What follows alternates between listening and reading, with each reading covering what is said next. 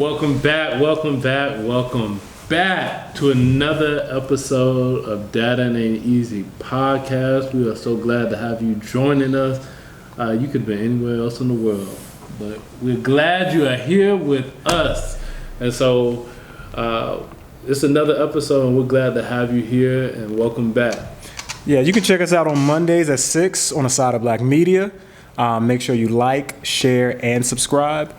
And here we go. We got a good one this week. It's a very touchy topic because we understand that everybody who's a dad is not always in the best of situations. Yep, so doing a quick check-in, for this week. Jimmy, how's your week been? How you feeling? That's a lot now. I think, man, just kind of decompressing. Mm-hmm. And I've taken a good chance or a change and starting to, write down stuff. Okay. Because, if you let things sit in your mind, it's like having, a million tabs open in your head. And so I've been more intentional about writing things down. And so even if I have to, like what, like to do or how you feel, I do everything. Okay. Mostly to do list, because especially just dadding, you got a bunch of stuff to do. You got schedules to maintain. Mm-hmm.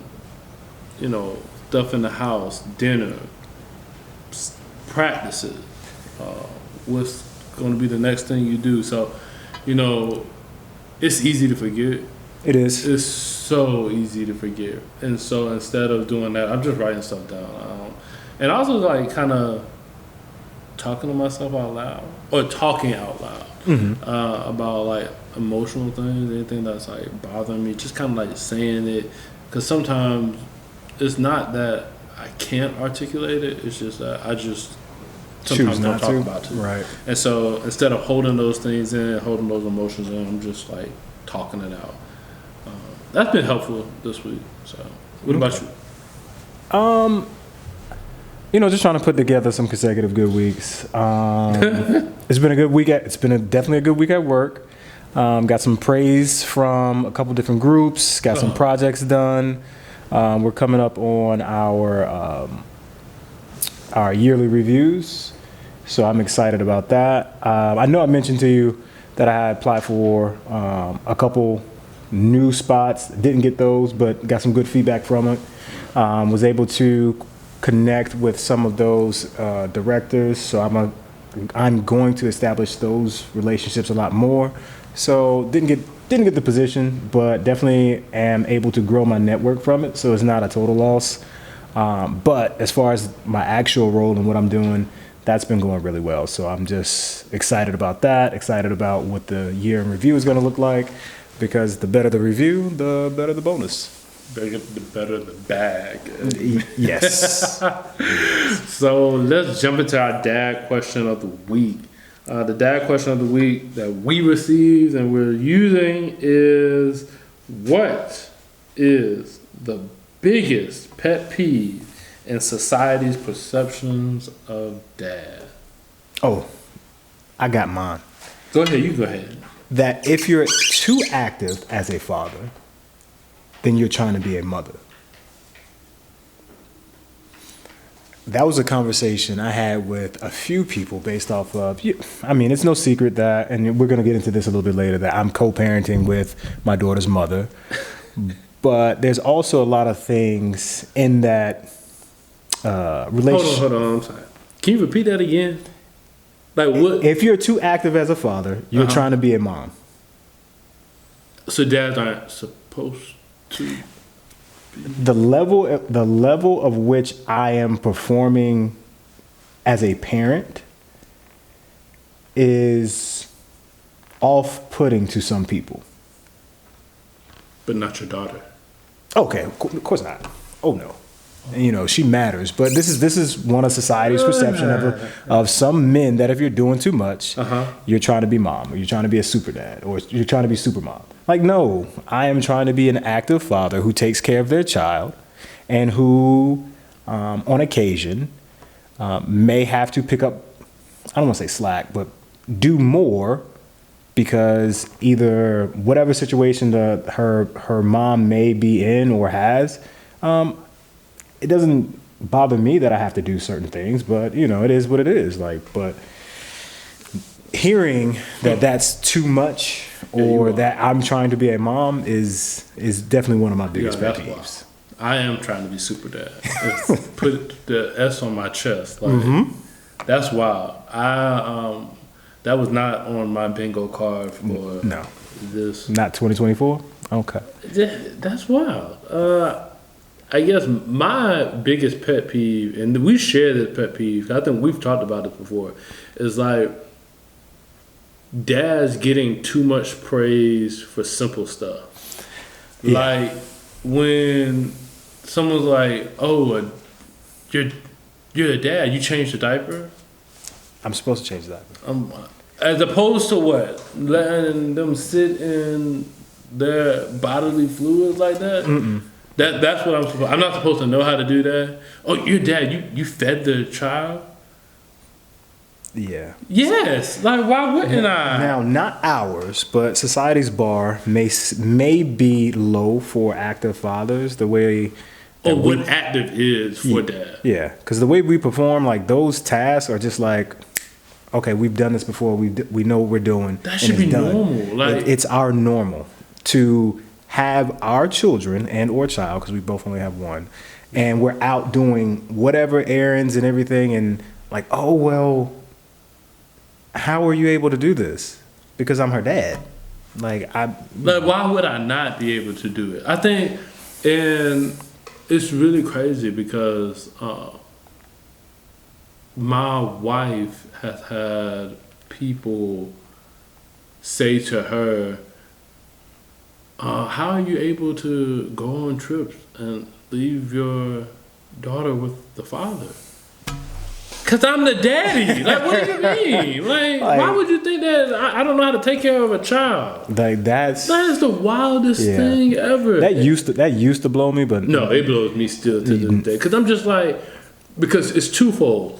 Like, we got to stop, one, giving men a standing ovation for doing basic necessities for your child. Absolutely. Like, that's, unless just day one of being a dad, if you're like a year or two in, changing a diaper should not garner a standing ovation. Absolutely. But at the same time, society, you got to believe men can do more than just pay bills and show up to the house for dinner. Yeah. And I will flip it in this way.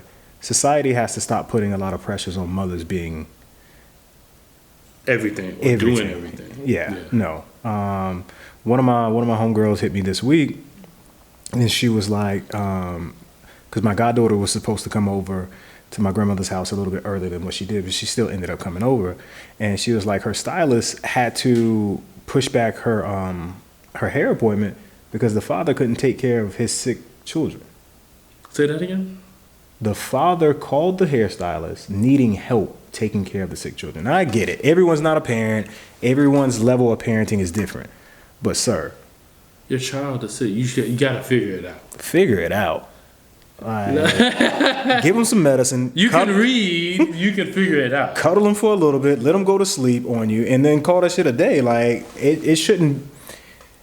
The inability to be a parent by some men is baffling to me, based off of us being able to, and us having friends and family who take care of what they need to take care of. But it's just like it's those examples that make, to your point, changing a diaper a round of applause, because some men, and historically, men have been able to get away with doing the least. So that way, when you do the bare minimum, it deserves a round of applause. Yeah, if you had times where you've been known to not do anything, just doing one thing is just viewed as just like this heroic event. And I think that's just like, that makes me so mad, because I know we were talking about it, especially when we like first became dads, because we were like, one, very scared, but two, like very like trying to ensure that our partners knew that they were not in this parent thing alone. And I think that's important. Yeah. But to society's view on men and their kids is wild. It is. But I thought what I was going to say, I didn't think it was going to be the wildest, but what you definitely said. Yeah, I have definitely wild. You know. And that's probably a perfect way to segue What's wild? into this week's dad topic. This week we're going to be talking about something a little touchy, because for some people this is normal and their new norm, and for others they have heard about it or been around people who've had to deal with it. But we are talking about co-parenting and separation and what that is like and what it looks like. For, whenever, most times when we are having children, we are prayerful that the person that we're having a kid with is going to be a person that we spend that lifetime or spend life or do life with. We hope for the best. We, whether it's marriage or not, or whether it's anything, we hope that we get to spend the rest of our life with the person we created a child with. And in some cases, that is the case. But in some other cases, it's my case. It's not the case, and so you're into this new realm of a new life, which what we don't talk about a lot is how traumatic that is for not only the child but for the parents involved, both the mother and father, and a lot of times, what society has done is made it a belief that the fathers are the least affected by the co-parenting and separation aspect. But, for a lot of dads, for a lot of active fathers, that's especially for a lot of active fathers, it's definitely not the case. You are heavily affected because, what used to be a everyday occurrence of putting your child to bed every night, now you're only doing it every other week. Every other weekend, and or whatever visitation that they've been given. Depending on where we are in that. And I think that terminology has been blowing my mind. Yeah, I think that's something that needs to be talked about, and that's kind of where we want to go with this week in talking about co-parenting and separation. So it's no new thing. We're not putting nobody's business out there, but Ravee is in a co-parenting separation situation. He's been co-parenting 2 with years? his child's mother for 2 years. And so I want to ask you first, when did you know it was time to separate? And you can get as no, I was about to say as much as you want to share. But right. I think we know I'll be very respectful and delicate. Yeah, respectful and detailed at the same time. So, quick backstory. I proposed to my daughter's 5, and she was born in 2018. So, from 2018 to 2019, we stayed in another part of North Carolina. Which is funny enough, around this time in 2019, a situation happened. I found that my daughter's mother was cheating. We went to therapy. That wasn't as productive as I wanted it to be. I would have liked it to be. Therapy works, but it only works if 2 people are working at it. I took a position in Argentina through my current or same employer. It was basically a once in a lifetime opportunity. I remember. we were supposed to relocate the whole family, but my daughter was 2 at the time. So she needed all her immunizations. Then that was 2019. Then 2020, while I was down there, COVID hit. World stopped. Country was getting shut down, so I came back. We were staying with her mother when I got back. And then that summer, we ended up getting another place in South Carolina, right on the border with Charlotte. That winter, we were doing holiday photos. I proposed. The engagement was a 2 to 3 year long engagement. We were going back and forth between home ownership and actual wedding. And during that time, I was in the mindset of, we're going to be a family. I can work through a whole bunch of things, being that, I've never cheated in this relationship, but I've cheated in the past, so I can understand and wrap my mind around it. But it was always a little something, right? Because it absolutely changed the dynamic of the relationship. So fast forward to 2021 or 2021. I went to Miami for work, came back. I was really supercharged about, diving back into the workforce with where I went and the conference I went to. And a couple months later, she had took a trip to Texas. So, some things happened on the trip in Texas. She came back. She was like telling me how her friends were breaking up with their partners. So I'm just like, okay. Then she started moving how she was moving. And during that week, I remember going for a walk and processing that this about to be over. I remember it. I do remember it. So once I realized that, I became okay. Then that Friday or Thursday, that's when she told me that this isn't what she wanted anymore. The initial conversation was a very peaceful, amicable. This isn't what I want. I want to move on. Blah blah blah blah. So I was cool. Like that was fine because in the back of my mind, based off of everything that has happened and how we were basically just cohabitating at that point. It was what had been best for both of us. Would it have been best for our daughter? I think so. I think it's working out. It's playing out as well as can be expected with the whole separation. And she was 3 at the time, and a 3-year-old.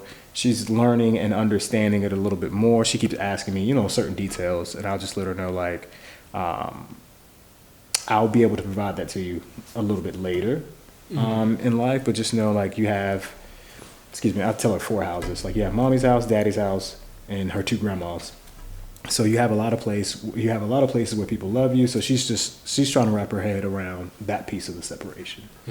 But to your question, it was something that played out in the back of my mind.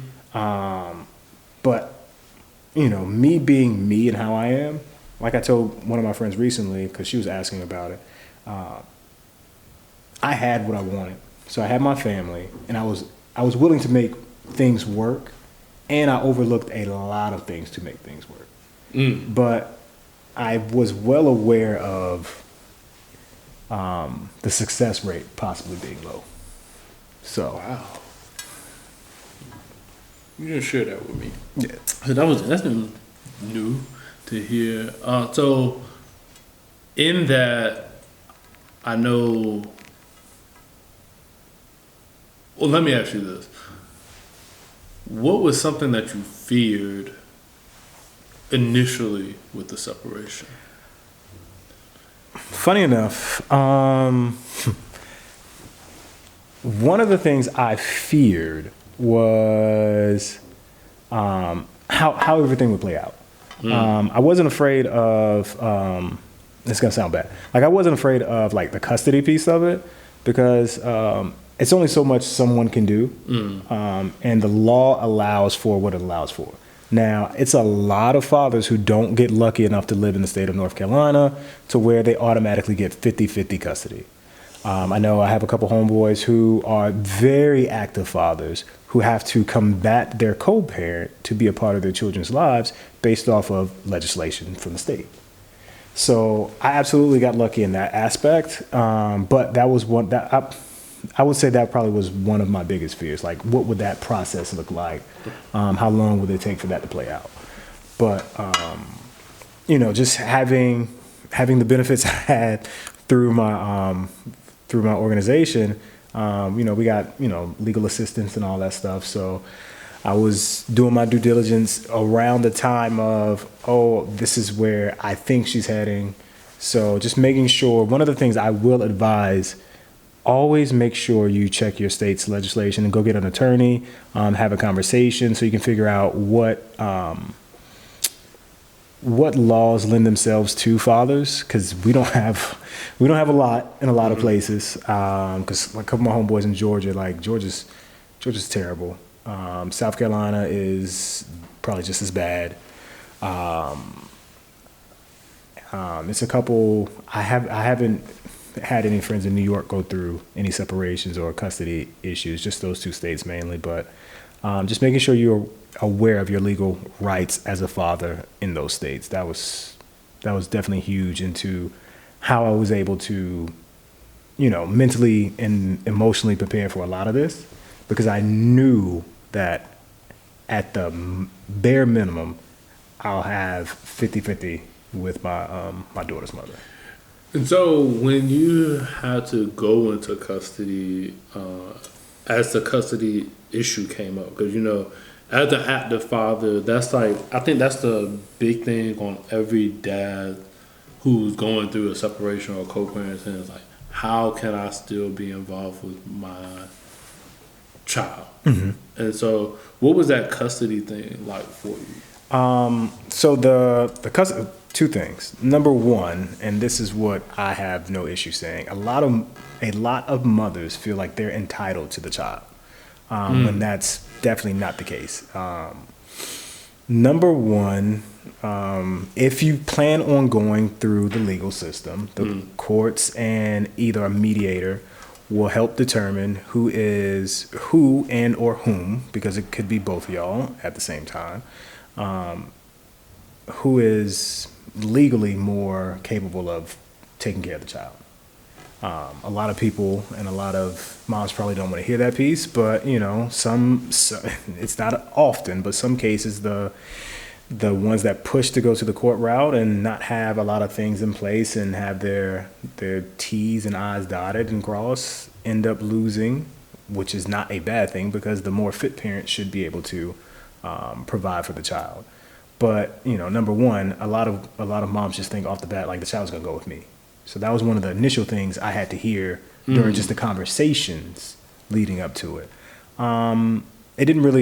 It bothered me, but it didn't affect like my mindset of the only thing I wanted out of everything was just to maintain time with my child. Mm-hmm. That's it. I didn't want that to change, but understanding that I'm not going to have the same amount, because based off of, we're not living together, so it's going to be split. But I'm maximizing as much time as I can legally, because this is my time, versus me having to ask you, can I see my daughter? So that was the first piece of all that. But then going through the process and having spoken to attorneys prior to, I had an understanding of I'm legally entitled to 50% of my daughter's time. So regardless of what someone feels and or says, is definitely not true. Because, and it's no secret that, I've talked to you about it when it was happening, real time, conversations that were had. We processed those conversations real time. But just trying to maintain a positive outlook on, at the end of the day, what's beneficial for my daughter. At the end of the day, what's beneficial for me and my peace, and working through those things. Like I said, for the mediation piece, we went through mediation. We didn't necessarily we didn't go through the courts. We went through mediation first. because those are just the only two options. Like either you can go to the court route or you can go to mediation first. That's what the mediator is for, to help navigate that space. My parenting contract and agreement, it's pretty much what I thought it would be. Mm-hmm. And it's absolutely fair to both parents. Being able to hold each other accountable based off of what we both agreed upon should be normal. But as you're well aware, that process has been extended due to, I don't want to say non-compliance, because at this point, if you're not signing paperwork, then, and I'm not forcing you to, mm-hmm. I can't say you're not compliant versus, like, what are we doing? I got you. So that's I think it's good to hear, and it's actually like really refreshing to hear that a dad took whatever steps necessary to maintain activity and to maintain being an active father. Because a lot of times what you hear is dad's not going any route. Mm-hmm. It's just like you let the mother kind of almost dictate what's going to happen. Mm-hmm. And then you can't do that and also be yelling, "Oh, she don't let me see my kid." Absolutely. There's way, if you want to see your kid, there's ways to do it. There's legal ways to do it, and both of you have the legal right to be in your child's life. I understand. A mother spends 7 to 9 months incubating, growing, birthing a child. At the same time, the father is going through what he's going through during the pregnancy, and he's still the child's father. No one owns the child. It's not a piece of property. And fathers are absolutely as important as mothers are during a child's upbringing.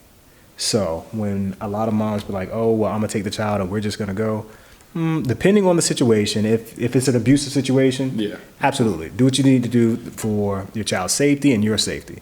In my situation, no abuse, regardless of how many. There was no instances of physical or verbal abuse. Physical, verbal, emotional, no.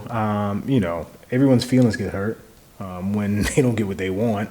Yeah. But as far as abuse, no.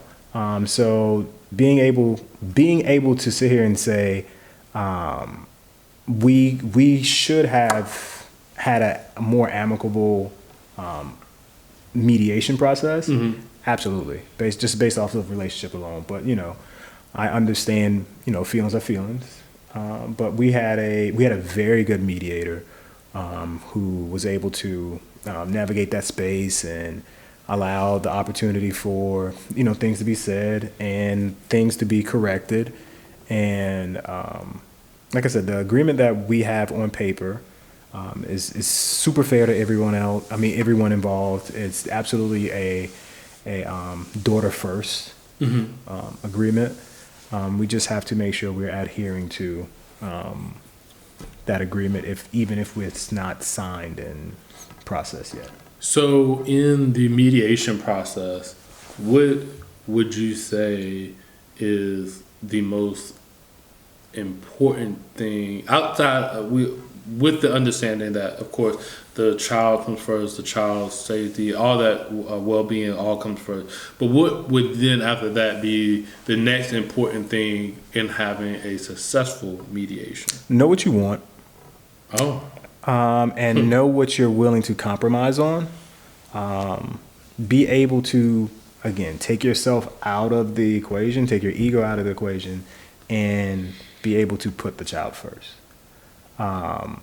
Quickest example I can provide is the school.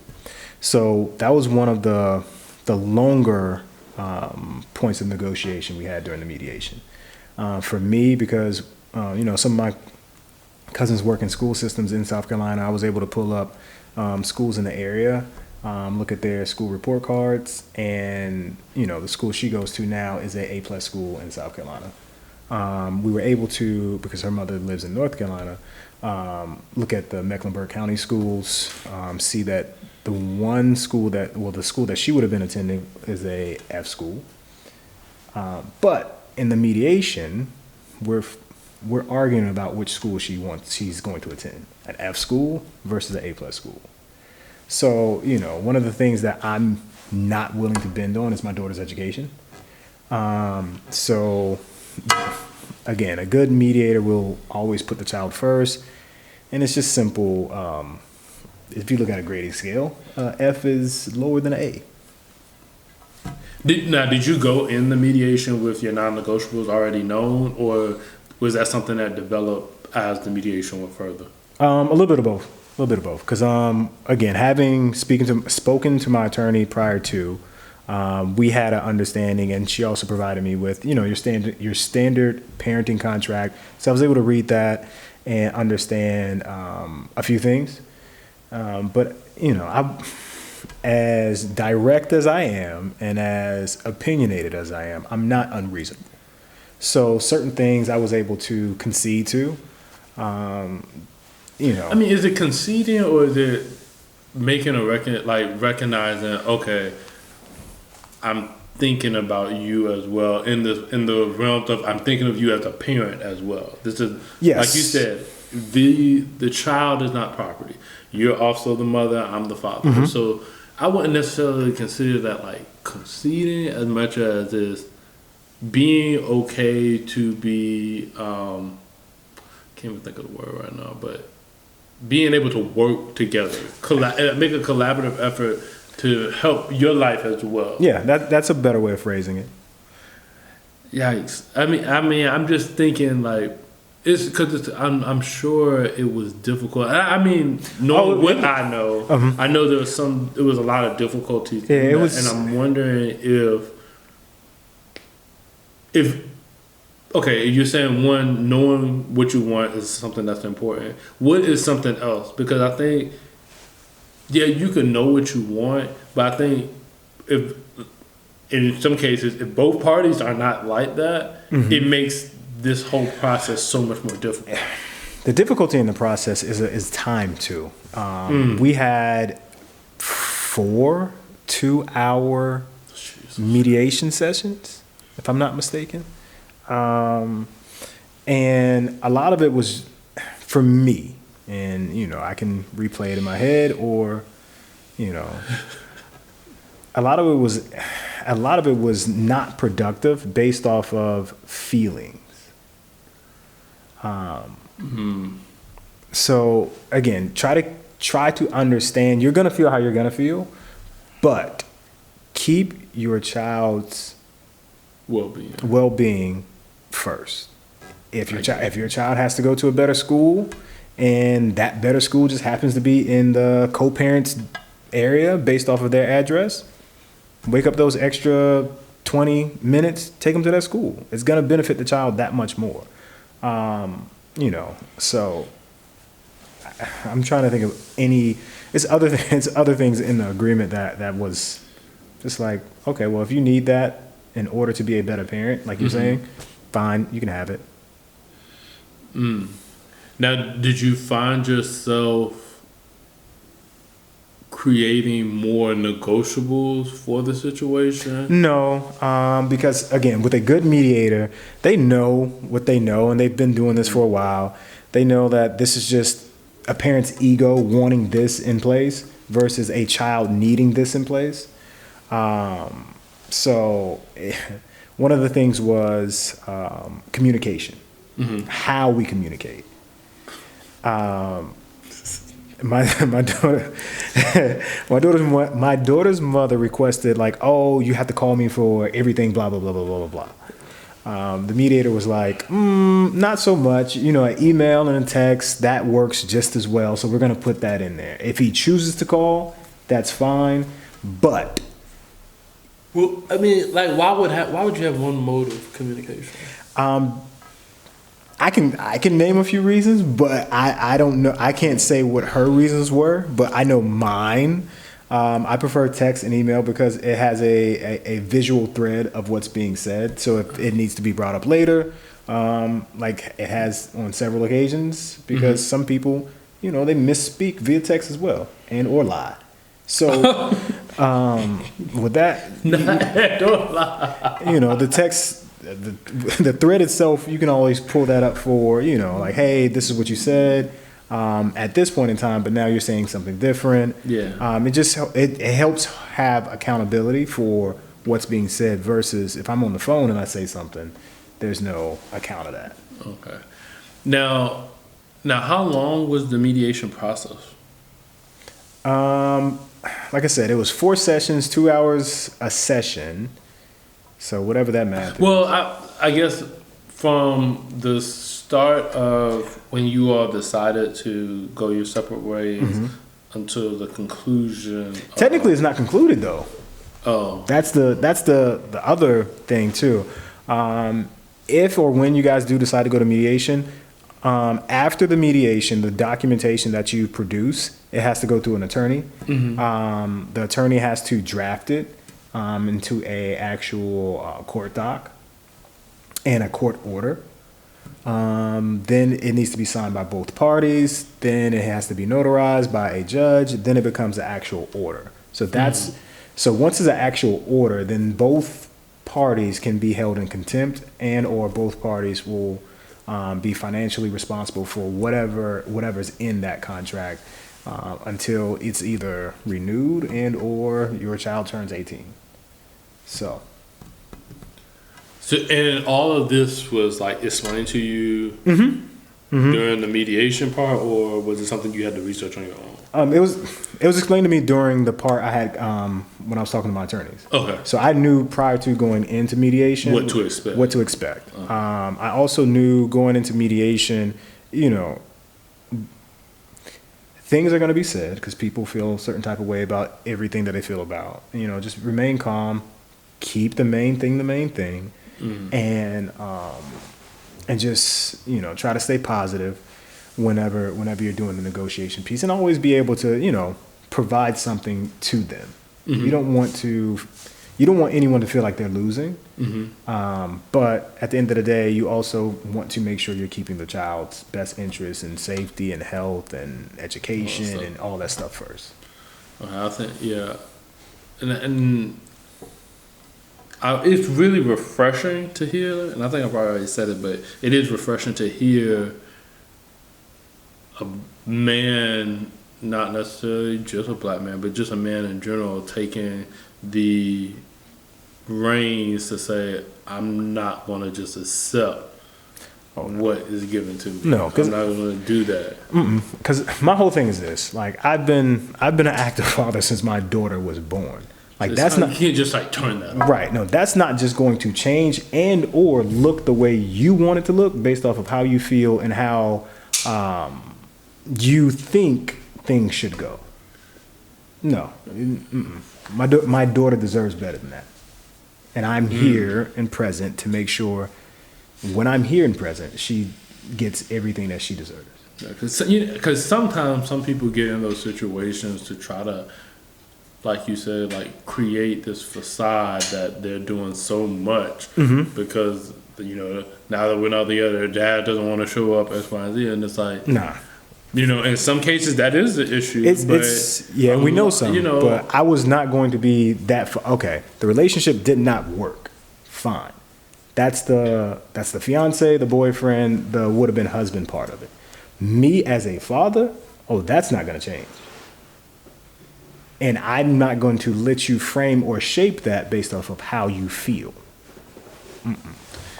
Yeah, because I think that's once feelings get involved in making adult decisions or very serious decisions, we tend to not do things that are necessarily at the best interest of all the parties. A lot of times we become selfish because our feelings are leading our decisions, so not necessarily anything else. And I guess so. After the mediation and everything, what was that first week of not having your daughter like? So here's the thing: like we started doing the week on, week off prior to mediation. Okay. It was homecoming. She moved out during homecoming, and that next week after I got back, the next Monday after I got back, that's when we started doing the week to week. So the first week I did not have her, like the apartment was crazy empty, but I still had a whole bunch of stuff. But when I mean empty, it was like just me. Yeah. So that was a new experience. And like I mentioned this to y'all before. Yeah, I went to Argentina and I was by myself, but I understood that I'm on a different continent. I'm here for work. Like, this is not my new norm. This is right. And my daughter is literally not down the street. I can't not go see her unless I get on an airplane. Then I can see. But with her physically being this close and me not being able to see her, that shit was crazy the first week. And it's still crazy now because, you know, I have transition days on Fridays, and I have yet to find a routine that works. Some Fridays I'll just do laundry and relax a little bit, and that works. Some Fridays I'm just like, you know, wondering like how she's doing, how she's feeling. But again, like I said, you know, on another episode, I don't contact them on that Friday, and I try not to I don't contact them on that Saturday. Now if my daughter calls me because she wants to call me, you know, that's all good. But I try to, you know, allow that space and that time for them to transition back to her mother, for them to reconnect as well. So going back to your original, how was that first week? It shit was crazy. Like I said, I was in Argentina for 7 months, but I talked to my daughter every day. But I physically could not be with my daughter. To physically be able to be with your daughter and not be with your daughter, yeah, I couldn't imagine. I ain't gonna say I can, because that's like, it's rough because I know how active you are in your daughter's life. I know how important she is in your life, and it's literally like feeling like a piece of your heart leaves with you every week, and like you have to start looking forward to the next transition day. And it's like, I know that I feel bad for people in that situation only because of the emotional part of it, because it's a lot.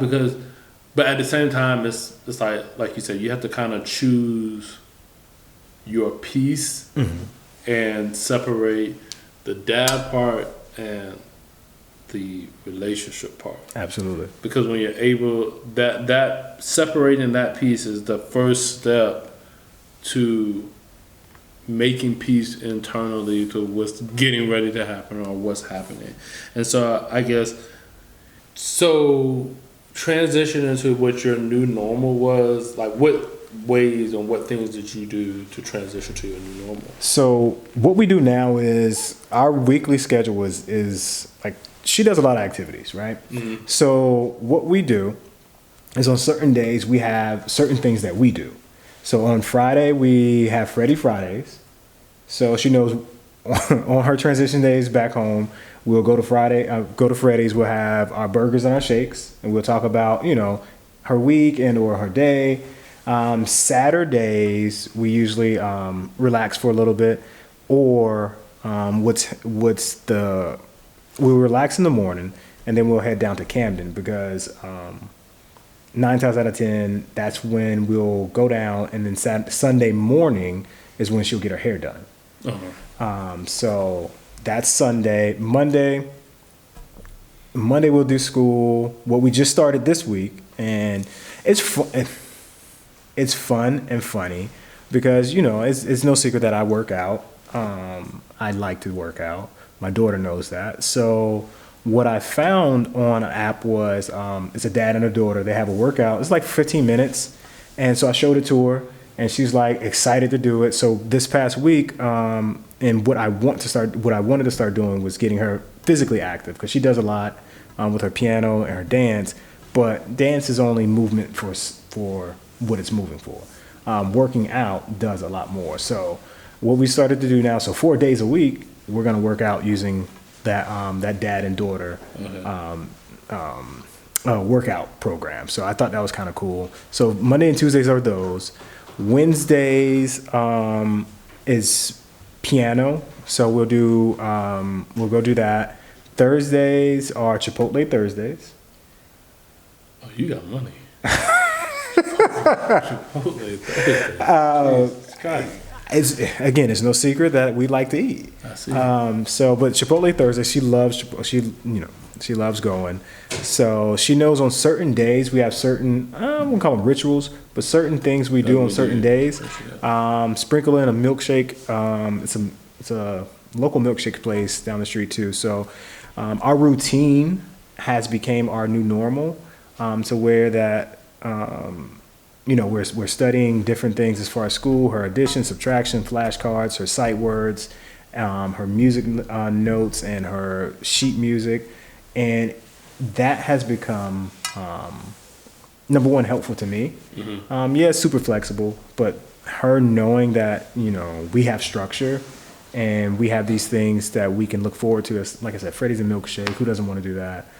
She knows she's to put Chipotle on Thursdays before dance, and we come back and chill. Then she gets dressed. Her latest thing is wanting to go to Chima's. We've been to where? Chima. It's a Brazilian steakhouse. Bro. She doesn't eat like the meat or nothing like that. She just does the rice and the broccoli. But it's either 5 and under or 6 and under eat free. So. She's not costing. Yeah, if it's 5 and under, she'll be 5 for the next 3 years. But how she got me was like, Dad, you know the place that we took Grandma Sweetheart for her birthday? Like, yeah, I really like their food. So I'm like, okay, well, because they got the, so I'm thinking she's gonna eat multiple things. She just likes the rice and the broccoli. At least she got a good thing. Yeah, so. But yeah, so having structure and routine has helped a lot. So I guess because you've told us your story, for those persons who are going through similar situation, I guess what is best to keep in mind? Because we have for dads, especially going through separation or co-parenting, we have to make sure that we know, things to keep in mind in this co-parenting life. So what are some things that you think would be helpful for a dad going through a similar situation? The number one thing I would say is you don't have to respond to everything. Oh, man. Everything doesn't need a response. If it's not about the child, then someone expressing how they feel, or you should have done this, or this, you don't have to touch it. And if you choose to, try not to engage and go back and forth with the blaming and the finger pointing. Just, okay, well, thank you for letting me know, or just a simple okay. But, just try to keep in mind at the end of the day, you're doing whatever needs to be done for your child, the best that you can do. And how someone views that and or you is not necessarily your concern. So, I guess, how do you get to a point where, or how do we establish good communication? Because I think that's important in co-parenting, especially when, like you were mentioning, one of your, not necessarily fears, but things that you thought about, like what happens when you're not there. I think that's a lot of dads' biggest fears are, we want to be able to control what we control. And when we have our children, we know what we can control. We know that we feel like they're always safe. And when the minute they're out of our sight, it's like, oh, I wonder if they're thinking about where the exit is. Where, So I guess, how do you communicate, or what are some good forms of communication that you think is essential for a successful co-parent? One of the things you do have to realize and always center yourself on is you were with this person for a reason. Oh, God. So absolutely the situation has changed, but hopefully the core of that person has not, to where at the end of the day, this is your child's father and or child's mother, and they're safe. like, yes, it's different. It's different it's different parenting styles to where we absolutely need to improve on some things. Like I said on our earlier podcast, it was some things that I was trying to rush her to get ready for school, and I had to go back and apologize for. So we're still learning and growing as parents. So you have to provide or allow the other parent to grow as a parent, and then also understand, like, at the end of the day, like, this is, like I said, their dad, their mother, they're learning. This is new to them too. So yes, you want your child to feel safe, and you don't want them to be yelled at, or you don't want them to have to go to timeout, or you don't want whatever you want. But then also keep in mind, this is new to them too. So provide some grace and provide yourself with some reassurance that at the end of the day, they're absolutely going to put their child and your child first. So, you know, and while you're going through it, I understand. It may not feel like that, and it may not look like that. And there's absolutely different things that you would have done differently. But, you know, they didn't. So, you know, just try to be at peace with knowing this is who we have a child with, the dad or the mom. And if there's anything negative or wrong that you may feel, to your point about having that communication, be respectful and as direct as you can. Mm-hmm. Now, their response is always going to be their response, but that way, no one can say that you didn't tell them. Now, how you tell someone something obviously matters. So, you know, just be mindful of that, and then also be ready for the response. It might not be something you want to hear, and or they might not respond. Mm. So you just have to be. It's a different type of learning that you're going to have to continuously do for however many years you're going to be co-parenting. I say that in the sense of it probably won't stop after 18 because you're always going to be a parent, but you won't only have to deal or operate in that same space, that co-parenting space, to a certain amount of time. Do you think that,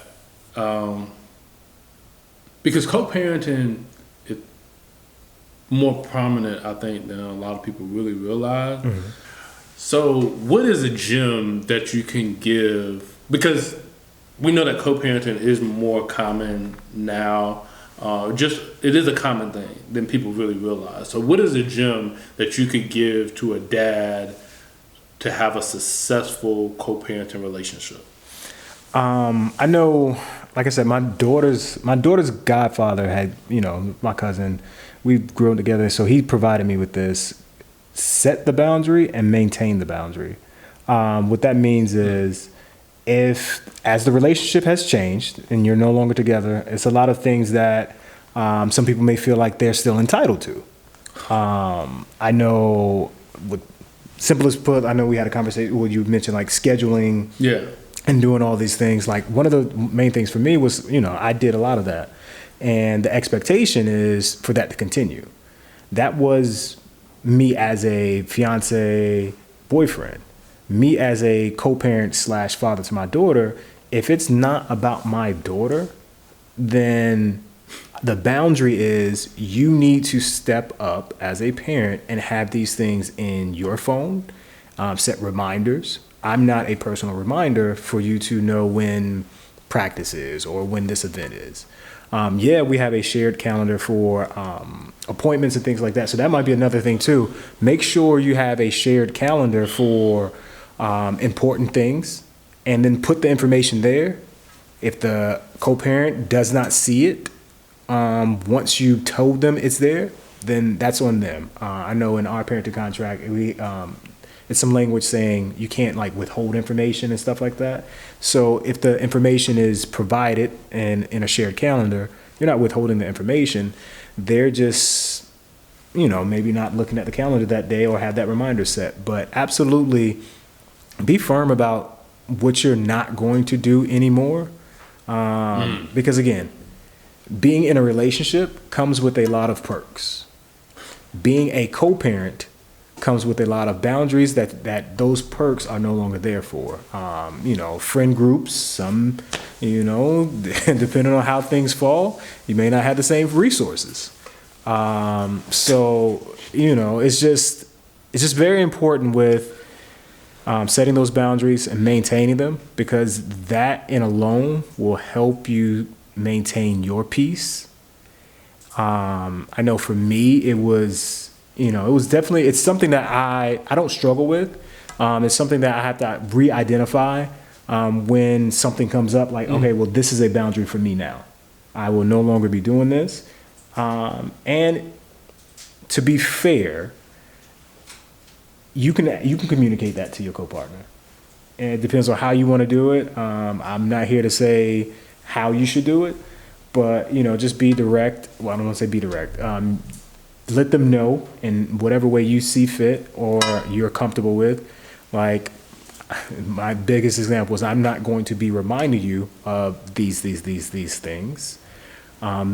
We set up a shared calendar. That's where they are. So, yeah, man, just those boundaries are big. They're big. It is quite clear the second you break up, you immediately start talking to each other in HR terms.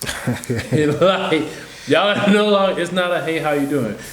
Good morning. I hope that this text reaches you well. That is like, it is no longer, the boundaries have been set. Yeah. I expect, it's like, ain't no like low language, but I definitely get it. And I think now this is the question that I'm going to ask you. I really think it's important for new dads who are experiencing co-parenting or going through co-parenting to like hear a good answer, not necessarily a good answer, but a real answer. What would you suggest to a new dad going through co-parenting who's struggling, like emotionally or anything? I know we talked about it on a prior episode. Find that peer group, find that safe space, find that support system. If you can't and you don't have anyone, I'm pretty sure there are lines that you can call, but you're going to need, and I was very blessed and I am very lucky to have the peer group and support system that I do have. Because day one, I reached out. It's like, hey, this happened. So not being alone or isolating yourself during these times, because at the end of the day, people need people, and during this time, because I know, and I'm trying to be mindful of not bringing up a current situation that one of my cousins are going through, but not isolating yourself, being able to be transparent about what's going on, because if you're telling this story and the story is actually this, then you're not going to receive the right information and or the right assistance to help yourself in this co-parenting journey. What you don't want to do is be misleading, and just making sure who you're telling your story and or your business to actually is someone of integrity and importance. You don't just want to be able you just don't want to tell your business just to tell your business, right? I have a lot of people that I'm cool with, but then there's friends like Jimmy who I actually share things with. Like it's no huge secret that, again, we've talked about the custody agreement, and we talked about what that process was when I was in the process. So me being able to lean on him, and him being able to speak some life back into me during those times where it felt super heavy. It's super important to have those people around you, and if you don't have those people, hopefully you tune into this pod and we can be those people for you. We don't mind. We don't mind creating more space in the chats for us to have those conversations and or being able to provide you with, an ear or eye to read whatever you're writing. But another thing too, especially if you have an employer that has opportunities and or spaces to where you can utilize therapy, please, absolutely, please utilize. Because one thing I didn't realize, because there were a couple times I spoke to Ravee during the process, and I could tell it was a lot for him. And because I recognized it, I was able to try my best into speaking life back into him and because if you are a friend of a person going through a co-parenting situation, they're not always looking for you to give them answers. Sometimes they just need you to listen. Sometimes they just need an ear. Sometimes they just need a shoulder to cry on. And if you're a friend to a person going through that, be that for them. Absolutely. Because it, like, as he said, it is very heavy. And what a lot of people do immediately is isolate themselves. Mm-hmm. And so the process of isolation then makes you create this thing in your head that no one cares and no one's around. Mm-hmm. And it's all because you decided to pull yourself completely away and not allow anybody in. Right. And so before you get to that point, or if you even feel close to getting to that point, reach out to someone. You have to be, now this is where the accountability standpoint comes in as well. You have to be accountable to maintain your best version even in a separation. Mm-hmm. And I think that's one thing I have noticed with Ravee is that he was intentional about his health. He was intentional about things to maintain, to be the best version of himself, even though he was not in sometimes the best headspace or sometimes the best emotional space to do it. But, that was something that he held himself accountable for. You have to do that. You have to be able to show up as a friend in need and communicate mm-hmm. that. Yeah. Yeah. And I think what especially in this conversation, I know we talked about Ravee's situation, but I think it's important to understand that what's not talked about a lot of times in co-parenting is the dad side. Mm-hmm. We hear a lot of the conversations on the mom side of it, and that side is well respected. It deserves to be heard, but I think the dad side of it as well is important because it's not an immediate bachelor party just because absolutely you're going through a separation. And for those who are going through separation or in the co-parenting, if it's not good, it can get better. If you haven't reached out to the proper authorities, do that. If you need a lawyer, do that. Mm-hmm. Take the steps to be active and and remaining active. Yep, you have to advocate for yourself. Yes. At the end of the day, a lot of things and a lot of factors in how society is and all that can weigh on you and deter you from going after the information that you need. But at the end of the day, your child still needs you. Yeah. You need to be present. You need to be active. You have to hold yourself to a new standard of what your life will need to look like. And just be mindful. Every day might not be a positive day, but you're working towards a goal. And the goal is to be as present as often as you can, to be as respectful to your co-parent as you can. Sometimes, and we're human, sometimes we're going to feel how we want to feel, but at the end of the day, your child's watching. So be mindful of that. I know for me, one of my biggest things is never to speak ill about my co-parent around my daughter or just in general. And if my daughter asks, questions about the situation, just be mindful. Number one, at a certain age, the details do matter. You don't have to go into detail with a 5-year-old around why mommy and daddy, aren't together. You can just, explain in a child-friendly way while mommy and daddy's not together.